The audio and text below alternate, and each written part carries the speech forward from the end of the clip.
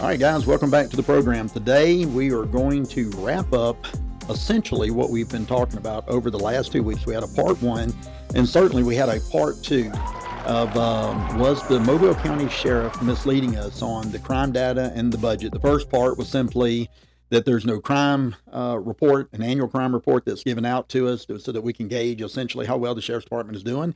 And then, of course, the second part that we released last week was a lot about the budget and some of the information, certainly that we learned, and I think you'll find it informative. Today is not a part three, but today is kind of a spinoff of the budget, right? And I'm real big on being fiscally accountable and responsible to you, the taxpayer, the voter. And why do I say that? Well, I'll tell you why I say that. Because I'm a citizen long before I was ever a police officer or anything else that we do in life, right? I care about where my money is certainly being spent. And I think those things really do matter when it comes to government oversight and spending. Far often, we worry too much about the federal government, and we've seen with Doge that there were billions of dollars of frivolous spending, probably even some theft somewhere along the way. But it goes on right here in our backyard. And so I have been very reluctant to kind of do this when I was waiting on some information to come in. But I'm reluctant to do this one because I will tell you that as a part of doing this particular episode, we are going to expose some people, including deputies and maybe some employees at the Sheriff's Department, that has really been monetarily benefiting off of the lack of oversight. So does it mean that we are accusing anyone of stealing? Well, I want to make it very clear. We are not. It could be just construed as a lack of proper oversight. It could also be construed as frivolous spending, or maybe even deputies taken advantage of that lack of oversight, which is unethical. It's not proper. You know, remember when I told you corruption is not always criminal, but sometimes, including police officers or deputies, if we are allowed to take advantage of situations, well, we get too far down that proverbial path where you can't reverse course. And I think you'll kind of really get an idea of what we're talking about.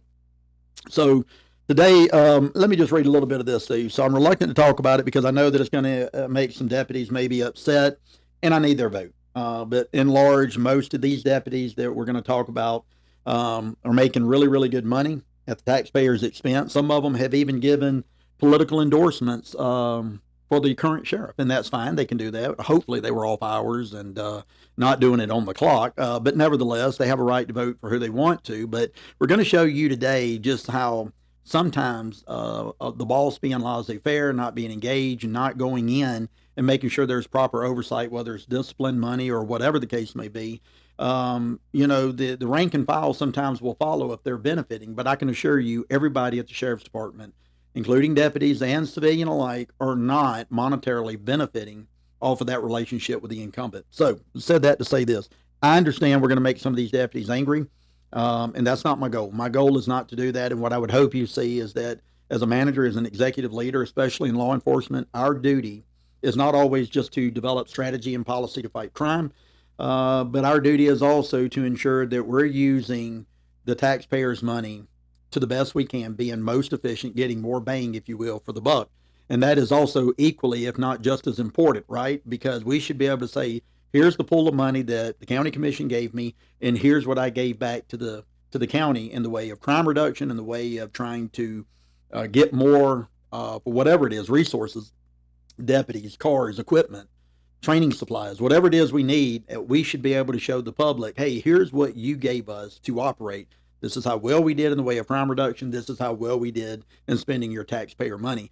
I also know that, unfortunately, in doing this episode today, that I will lose certainly maybe even some friends in the law enforcement community, right? Because they somehow or another, especially the lower rank and file, they operate on this code blue or this brotherhood, if you will. And I don't really think that exists. I only say the only time police officers really care about each other, unfortunately, is when there's an end the line of duty death, and we all show up at the funeral to pay our respects, certainly to the officers and to the family, and we should. But it seems like that's the only time. Otherwise, you've heard me on previous episodes simply talk cutthroat industry, right? You have 20% of the officers essentially doing 80% of the work, while the other 80% falls somewhere between substandard, some marginal officers, and somewhere trying to get over that threshold. And that's always been a good rule of thumb. But listen, and I even know that maybe some of these deputies or these employees' families are going to get upset with me and possibly not even vote for me. Probably didn't have their vote, but they probably wouldn't vote for me. But that's what real leadership is. And let me just simply say this. At the risk of losing a vote, At the risk of losing votes, it is our responsibility, if we want to hold elected positions, to show you how we can do it better. We talked about many times before, this is not mudslinging. I am coming directly to you, the citizens of Mobile County, to tell you how I can run the Mobile County Sheriff's Office much better, if you will, or making allegations that aren't true or being scandalous. We've not done that here on the podcast. What we have done is said, this is what is being done. So far, we have not been wrong, and my position is, how can I do it better? It should matter to you. Unfortunately, that runs on long lines of performance and policy, and I still believe that the vast majority of voters are going to vote people based on whatever their causes are, whether or not they like a person or not. So with that being said, we'll get right into the program today. So we're going to talk a little bit about this budget situation, and we'll go to it. So if you'll remember, back in 2023, and I'll show you just a few excerpts here, Daniel Holofield essentially was caught, with some fraud situations, maybe some bad checks. I'm not quite sure of all the allegations that were made with him. I do know that a lot of those charges are currently pending with the Mobile County District Attorney's Office. I'm not sure really why it has taken this long. I have an idea, but I'm not really sure why it's taken this long. And then, of course, I think a month or so ago, we found out that the federal authorities, the Department of Justice, apparently was also picking up an investigation in that particular case. But we also found out, too, as a part of the fraud or a part of the bad check writing, maybe the cars, whatever the situation was, we realized that that particular deputy was also apparently abusing overtime, or at least that we could see. And so the information I got, govsalaries.com, is public information. I've compared the salaries for when I was a chief and a major, and they're pretty much close to accurate. Now, it does have a disclaimer. It says that the amount could include fringe benefits, et cetera. It doesn't. I believe these are the salaries and whatever the overtime is of the public employees. And so you can go to govsalaries.com, and then you just simply say, hey, show me Mobile County. And then when you go to Mobile County, it will eventually show you every employee, starting with the highest paid employee, and it works its way down based on the total compensation, not based on what their flat rate salary is, but what they earn as compensation. And so obviously you'll be able to go through that and look, but I've made a spreadsheet here and we'll go through it. So as you look here, I am not going to show you the names. Now I could, because the names are listed on this report, but this isn't about the deputies, and I want to make this very clear. It is not. So we'll give you the initials, and we may tell you maybe what rank they hold, and we'll give you kind of a baseline of what they made between 2020 and then 2025, which would have been last year's compensation records.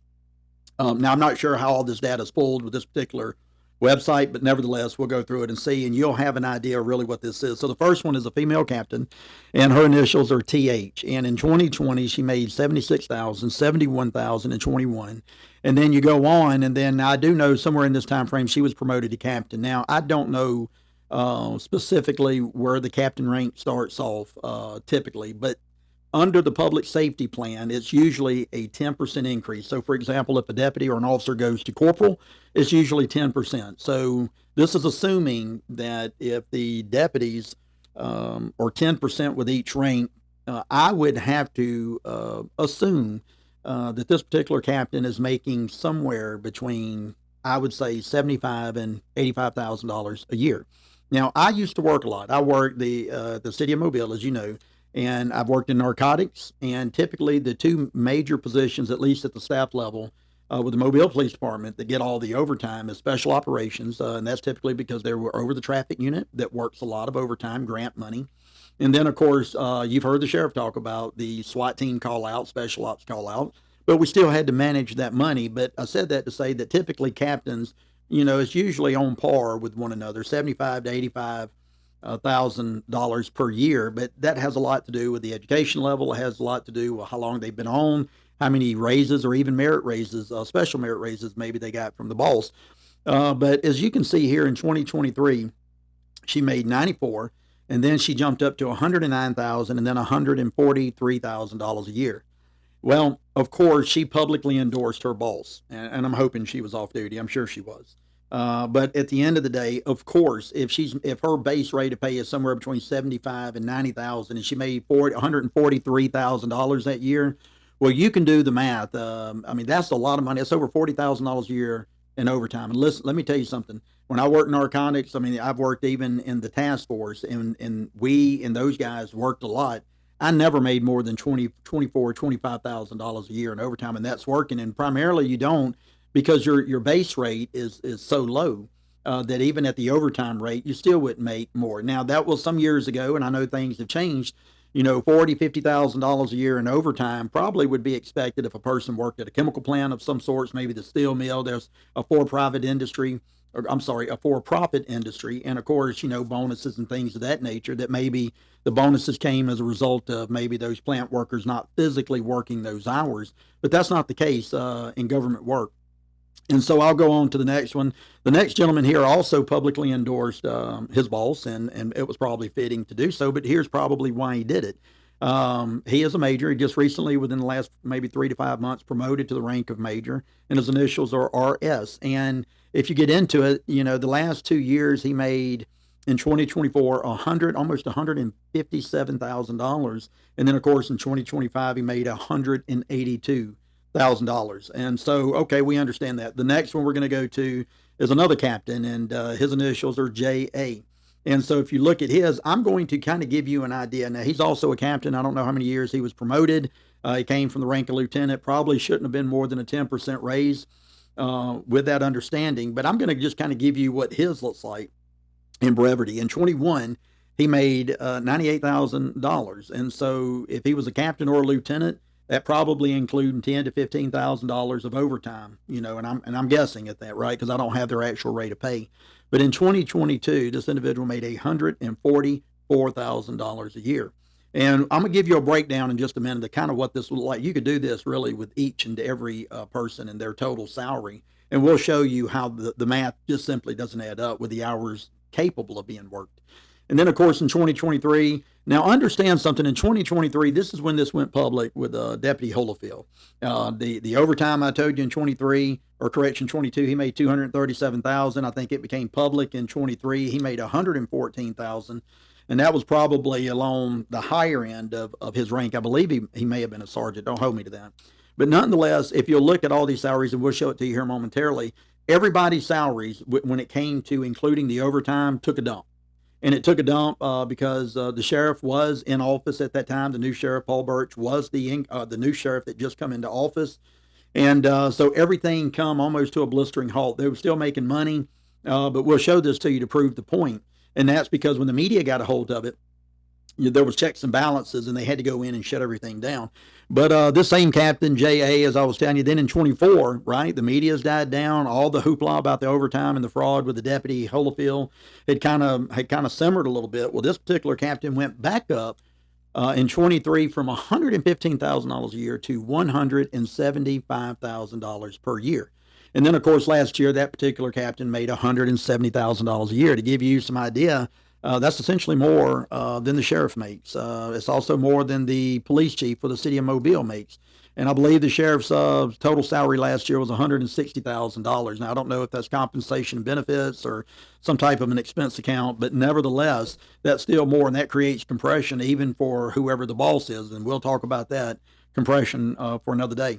So we'll go into, those were the staff members we were talking about. And I just really wanted you to see kind of where we were at with the absorbent amount of money that's being spent. Now, understand this. We just came off of part 2 of was the sheriff misleading us on the budget. You know, we talked a lot about the Sean Sullivan show, and, you know, the sheriff essentially blamed in and everybody, including the county commission, why he couldn't keep his budget, you know, within the confines of the amount of money or the pot of money that he was given. And that's important for us as voters, right? Is that leader doing right by our money? Well, the sheriff goes on the show, essentially says he got cut over $600,000, I think, for maybe the jail operations and overtime, and that he couldn't control the jail overtime. I completely disagree with that. The Mobile Police Department was systemically short 40, 50, 60 officers at any given time, and we still were able to reduce crime double digits, reduce attrition double digits, and stayed essentially within the budget of the money that we had from the city coffers that we were allocated. But this is important, right? Because he says that you essentially can't control it, manipulate the system in order to steal or claim more hours than you work physically. But then watch this. So then you see that the sheriff further goes in and he has to, like he does many times, he's had to walk back that story because he didn't think there were any checks and balances. And then essentially someone found out that, yeah, this is an automated system. You can absolutely control how overtime is being spent and be able to monitor the amount of money being spent on a routine basis. There's absolutely no reason that you can't. We had the same processes, maybe a different system with the city of Mobile, but nevertheless, it could be done. And so what it looks like to me is that in 2023, when Deputy Holifield's situation came to light, they put a freeze or they at least cut back on a lot of the overtime. And it was really, in my opinion, until they could see really what was going on with Holyfield. But then in 24 and 25, you can see that the salaries continue to climb each respective year. That tells me there's no oversight. Now, we're going to go further. Here's a lieutenant, and his initials are M and B. And that lieutenant, if you'll go back to 20 and 21, that lieutenant was around 92. Then he took a dip in 58. Now, I'm not sure if he was a sergeant or lieutenant. 58 may seem to be not adequate to maybe his salary at the time. If I had to guess, maybe he took a lot of time off or maybe was ill or something. I don't know. But then in 23, it goes up, or correction, to 22, it goes up to 99,000. And then, of course, and then 23, it goes up to 74,000. And then, wow, look at 2024, $100 and almost $50,000. Now, apparently he didn't work as much last year, but he still made 132 in 2025. The next guy is a sergeant. Not really all quite sure what he does. I've known him for a long time. Seems to be a good guy. His initials are CR. And in 21, he went from making $67,000, $68,000 a year to 112. And then look, in 23, it dipped back down to 78. That was when Holifield's situation came out. And then it jumped back up to 122 and then 130,000. We can see other people here. There's a deputy MP. And the last 2 years, or 3 years, in 23, he made 72, right at $73,000 a year. If he's a deputy, that's probably more in line with a little bit of overtime, what he was supposed to be making. But then it jumps up in 24 to $125,000, and then last year, $135,000. So then we're going to go down to this other one. This is another deputy, JC. And he's essentially went from making $50,000, $136,000. 23, it dipped back down somewhere closer to his average, 63,000. But then look at 24 and 25, 143,000, and then another 153,000 respectively. And then you've got this other deputy that he did endorse him. His initials are JH. The last 2 years, he made 117 and then 138. Now, I'm not sure if he's a corporal or a sergeant or not, but that is a lot of overtime in any capacity. Then you come down to, there's another officer. He's a deputy. CR is the initials. And he's essentially working in 23, 59,000. Then in 24, he made 120, then 123, and 2025. And then, of course, you know, it goes on and it goes on and it goes on. And then I can show you here, there's another sergeant here. Last rate of pay in 25 was $157,000 a year. There's this sergeant here. He lost $136,000 a year. And that's a lot of money. $50,000 of overtime as a police officer is a lot of money. Go and compare this to yourself with some of these police officers at the same rank and file as some of these other officers with the Mobile Police Department. They don't work any more or any less physically than those at the county do. And you'll see the stark differences yourself. And then, of course, we had another, there's a corporal here. I believe he's a corporal. GG is his initials. Last year he made 152. And listen, we're not saying these people can't make money, and we're not advocating that deputies should not be able to make money through overtime. But overtime was never meant to supplement your entire income. Absolutely not. You're not being a good steward of the people's money, in my opinion. And then I think it was noteworthy to put a couple of civilians on here. Now, this person here, LS, I believe she may be an HR, the HR director. Don't hold me to that. But in 2020, she was making about $60,000 a year. And then in 23, she jumped up to 84,000, as you can see. And then 24, 108, and then $109,000 for last year. Now, if she's the HR director, that 109 is not an anomaly. That would be in line. It'd probably be on the lower end for what an HR director really would make based on all the comparable numbers that I've seen out, especially in the private sector. But I'll also show you this. Now, I've had a person anonymously email me a document. I don't know if the document's real or if the document's not real. But this person emailed this to me. It looks like a screenshot of a piece of paper. And in that paper, it does go on to say, and it was documented for March 2nd of 2023.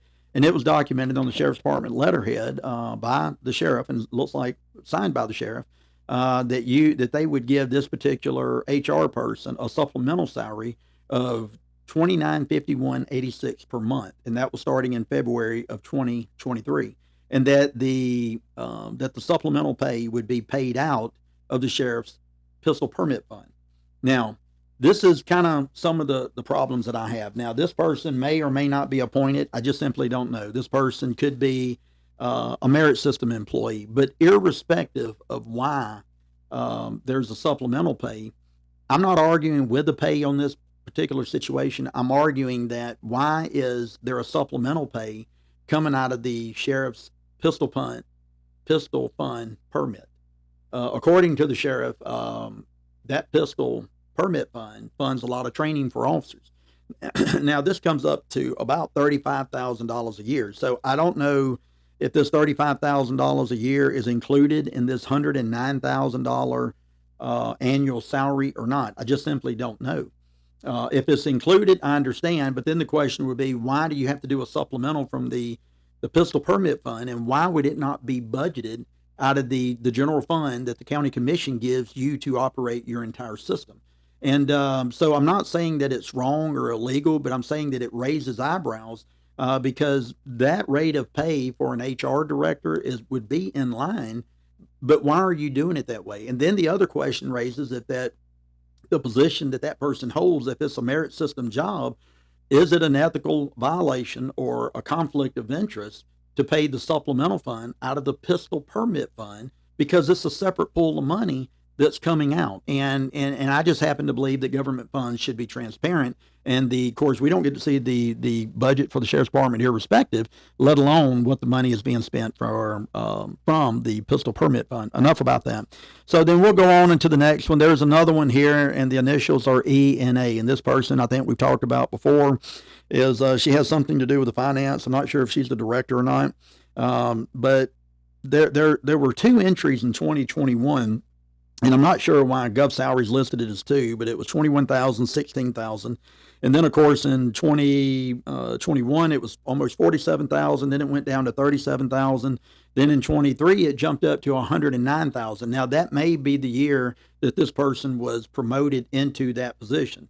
Now, that amount of money, again, is not uncommon for a person that's a finance director or someone that's in charge of the money to that respect. This is also the person that I told you that has essentially an art degree. I'm not saying that's wrong, and I'm not discounting the art degree at all. And I know, the last time she put up something, she passed an audit, but that's not really what the audit said. If you go and look at the county commission, it didn't name the sheriff's department, but it said there were a lot of deficiencies in the way of tracking assets. Now, I don't know if that's just the sheriff's department or if that was every department as a whole. Maybe another day we'll talk about that. This isn't meant to cast aspersions on her or anybody else. I'm just simply saying that when you're dealing with a $74 million, as the sheriff says,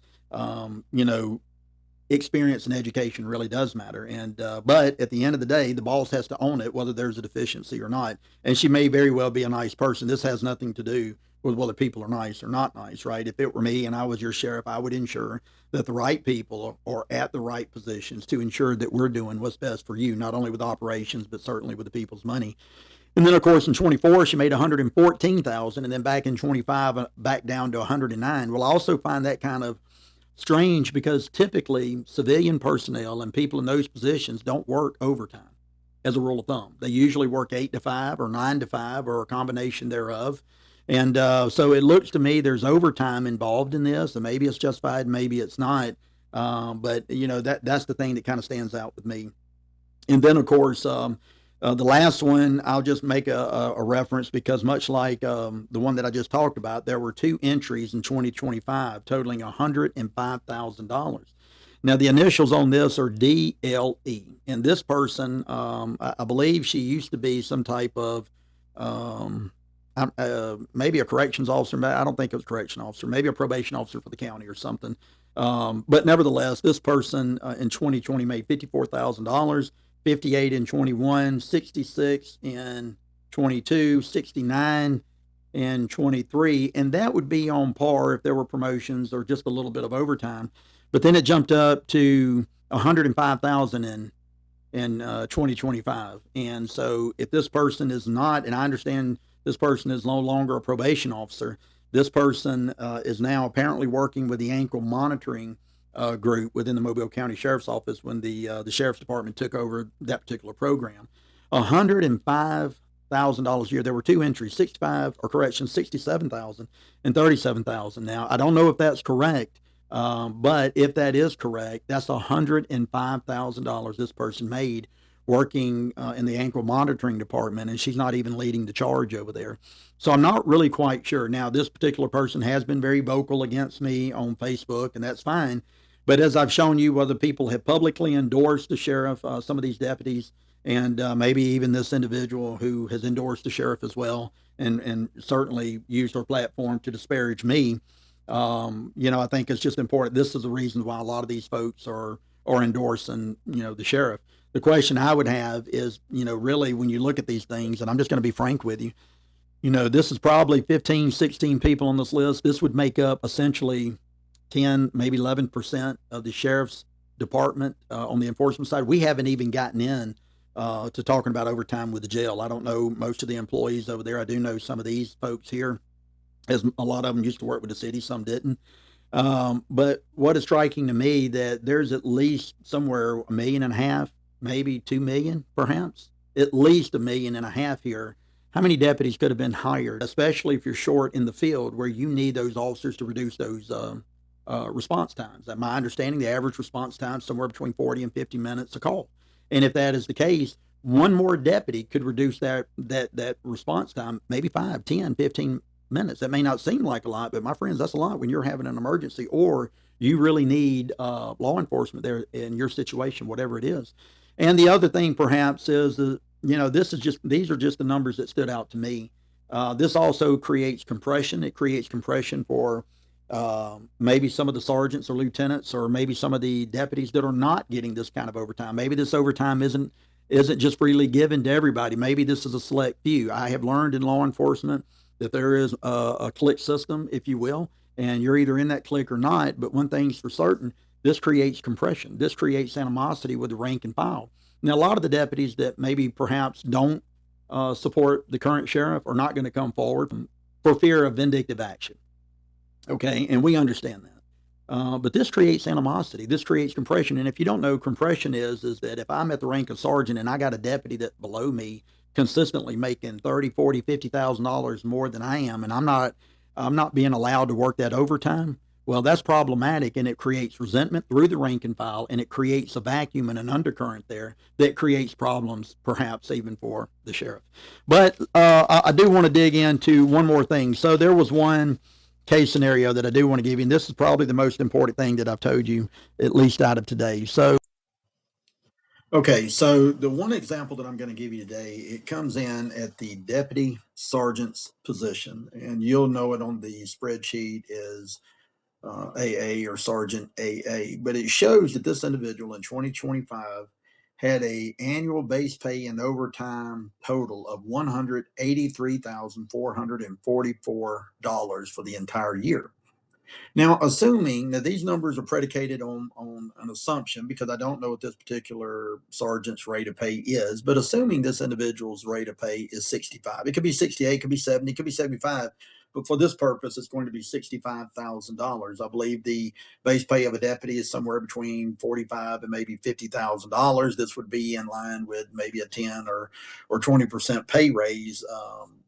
If this person's a sergeant, I believe they are, but the base pay at 65,000 comes out to a hourly rate of $31.25 per hour. And if you multiply that times 1.5, you come out to a total of $46.87 overtime rate. So that being said, if you subtract the base pay, if that were the case, from 183,000, you would come up with that individual deputy making $118,444 for the entire year of 2025. Wow. I would go on the record to say that's more than double what the deputy would make in his annual base pay.